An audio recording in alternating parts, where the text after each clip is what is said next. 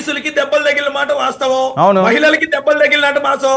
నిరసన వ్యక్తం చేసిన మహిళల మీద వైసీపీ కార్యకర్తలు గూండాలే రాళ్ళు ఇసిరారు. ఇదిగోండి సాక్ష్యం, మీకు ఎన్ని కావాలని నేను చూపిస్తా.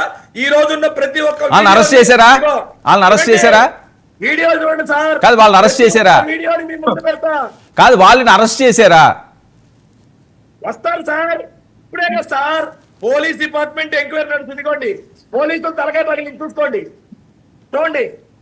అది మా వాళ్ళు చూపిస్తున్నారు, అది నేనే చెప్పాను కదా సార్. ఇంకోటి చూపిస్తాను సార్, చూడండి. వీళ్ళ గూండాలు ఎలా ఉంటారంటే, ఇదిగోండి, పొగాకును పరామర్శించడానికి చెప్పులు వేసుకొని పొగాకులు నొక్కుతున్నారు. వాళ్ళ పంటను నాశనం చేస్తున్నారు. ఇదే పొగాకును సందర్శించే విధానం? ఇదేనా వాళ్ళ విధానం? చెప్పనండి. రైతులు కష్టపడి పండించిన పంటని ఈ విధంగా తొక్కి దుక్కి చేసి నాశనం చేస్తున్నారు సార్. చూడండి, ఏం మాట్లాడతారు సార్ దీని గురించి వాళ్ళు? నేను అడిగింది ఏంటి,